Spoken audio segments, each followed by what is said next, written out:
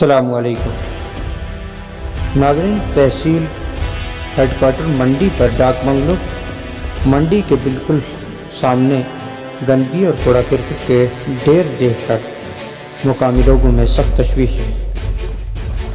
इस हवाले से मुकामी लोगों ने सख्त तशवीश का इजहार करते हुए तहसीलदार मंडी और महकमा तमीरात आमा से अपील की है कि वो डाक बंगलो मंडी के करीब से गंदगी को हटाने और इस पर रोक लगाने के लिए इक़दाम उठाए।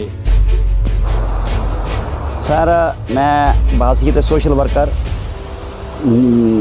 मीडिया की वसादत से और आप हजरात का मैं शुक्रिया अदा करता हूँ कि वक्तन फ़वक्तन आप हमारी जो बात है आला एडमिनिस्ट्रेशन तक, गवर्नर इंतज़ामिया तक पहुँचाते रहते हैं। तो इस हवाले से सर मैं यही कहूँगा कि यहाँ डाक बंगलो मंडी के अंदर जो हालत खस्ता है, गंदगी का अंबार लगा हुआ है और बाज़ार के अंदर भी गंदगी है, बस स्टैंड के अंदर भी गंदगी है।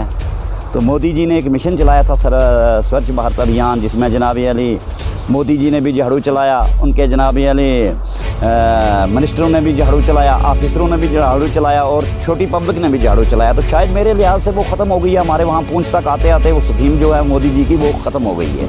तो मैं यही कहना चाहूँगा ज़िला इंतज़ामिया से, डीसी साहब से और ख़ासकर डाक बंगलों के जनाब अली PWD की डिपार्टमेंट से हमारे एक्सीन साहब अच्छे आदमी, उनसे मैं कहना चाहूँगा, उनकी भी मीटिंगें यहाँ होती हैं, पब्लिक दरबार यहाँ होते हैं, समाजी मीटिंगें यहाँ होती हैं और भी मामलात जो हैं अवाम के वो यहाँ समाजी कारकुन जो हैं वो उठाते हैं। तो शायद मेरी नज़र यही है कि ऑफिसरान को दिखाई देकर भी ये कूड़ा किटकट जो है वो दिखाई नहीं दे रहा है। तो मैं आपकी वसादत से ये कहना चाहूँगा कि जनाब अली मंडी के अंदर हर जगह गंदगी के अंबार लगे हुए हैं। तो सबसे ज़्यादा तकलीफ़देह बात है, जिससे लोगों को परेशानी भी होती है। यहाँ स्मेल बहुत आ रही है, परेशानी बहुत है लोगों को।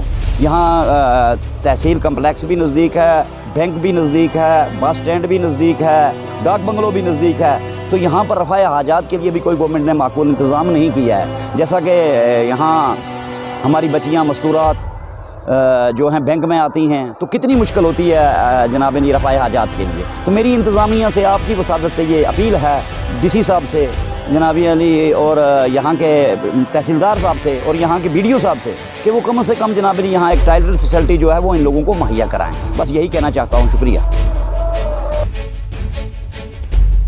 कहना चाहता हूँ, घर की खूबसूरती जो है वो घर के आंगन से पता चल जाती है। जब हमारे यहाँ पर रियासत से या दूर दूर से सैलानी तहसील मंडी को देखने के लिए आते हैं तो उनका स्टे यहाँ पर होता है। सबसे पहले डाक बंगलो मंडी में पहुँचते हैं हमारे हेडक्वार्टर में।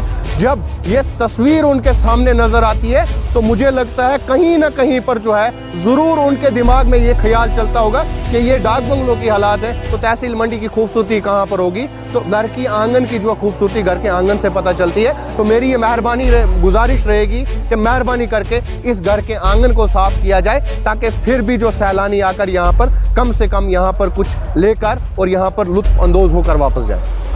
देखो, सबसे पहले मैं बताना चाहूँगा, ये पहाड़ जो है ये किसी हमारे लीडर ने नहीं दिए हुए, किसी हुकूमत ने नहीं दिए हुए।